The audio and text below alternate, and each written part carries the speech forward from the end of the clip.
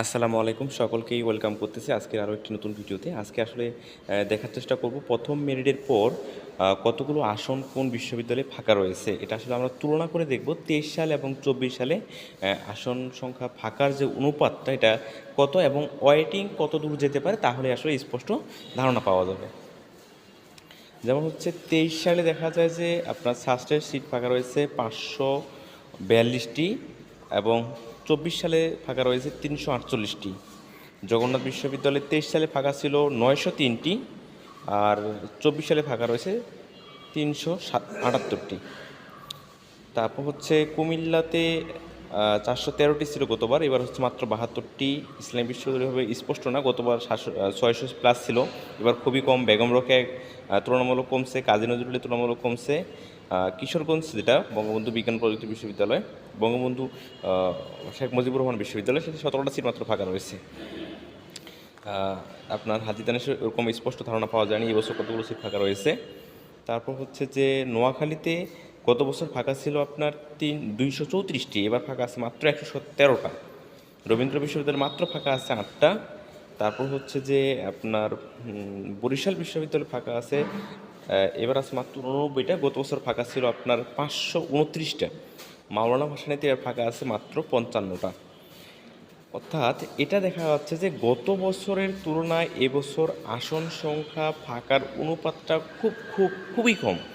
গত বছর যে জায়গায় ওয়েটিং যেভাবে গেছে ওই তুলনায় এবছর ওয়েটিং খুব কম টানবে। তবে এই জায়গায় একটা চ্যালেঞ্জ আছে, চ্যালেঞ্জ বলতে একটা সুযোগ আছে। সুযোগটা হচ্ছে যদি আপনার পরবর্তীতে ঢাকা, রাজশাহী অথবা হচ্ছে আপনার জাহাঙ্গীরনগর, চট্টগ্রামে মেরিট দেয় আবার ওয়েটিং টানে, সেক্ষেত্রে গুচ্ছের ভর্তি ক্যান্সেল করে পোলাপান ওইদিকে যাবে, এই সুযোগটা আছে। তাছাড়া ঈদের আগে যদি দ্বিতীয় মেরিট লিস্ট দেয়ও, যদি না রাজশাহী, ঢাকা, চট্টগ্রাম এবং জাহাঙ্গীরনগর এরা নতুন মেরিট লিস্ট না দেয়, তবে গুচ্ছের হচ্ছে আপনার ওয়েটিং খুব কম টানবে। যদি ওই 4টা বিশ্ববিদ্যালয়ে আবার নতুন করে মেরিট লিস্ট দেয়, তবে এই গুচ্ছের অনেকেই ভর্তি ক্যান্সেল করে আবার চলে যাবে।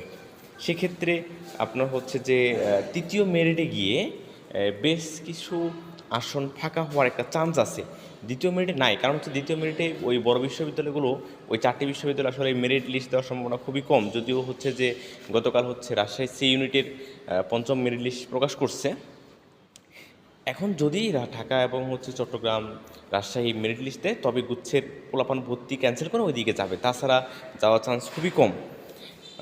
ঈদের পরে সম্ভবত তৃতীয় মেরিট লিস্টে আসলে আসল অবস্থা বোঝা যাবে। তৃতীয় মেরিট লিস্টে খুব একটা কম বেশ হবে না, কারণ হচ্ছে যেহেতু সিট সংখ্যা, আসন সংখ্যা ফাঁকার অনুপাত খুবই কম, আর এই সময়টাতে ভর্তি ক্যান্সেল করে যাওয়ার সম্ভাবনা খুবই কম। কারণ হচ্ছে ঈদের মধ্যে গাড়ি পাওয়া যাচ্ছে না, মেরিট লিস্টও দিবে না ওই বড় বিশ্ববিদ্যালয়গুলোতে।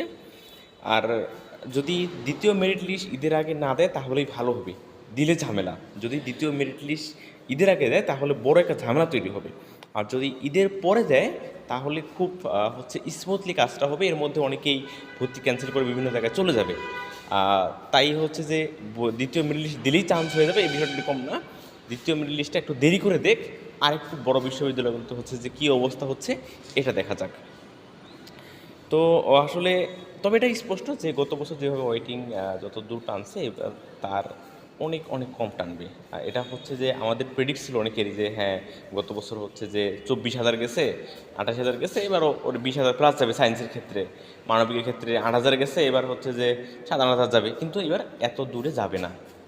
এটাই হচ্ছে চরম বাস্তবতা বর্তমান পরিস্থিতিতে। আমি বাকি বিশ্ববিদ্যালয়গুলোর আপডেট পেলে অবশ্যই নতুন আরেকটা ভিডিওতে, এবং হচ্ছে কবে কী হচ্ছে, দ্বিতীয় মিনিট কবে দিতে পারে, সব কিছু আলোচনা করব। আজকের মতো এখানে শেষ করছি। ধন্যবাদ সবাইকে।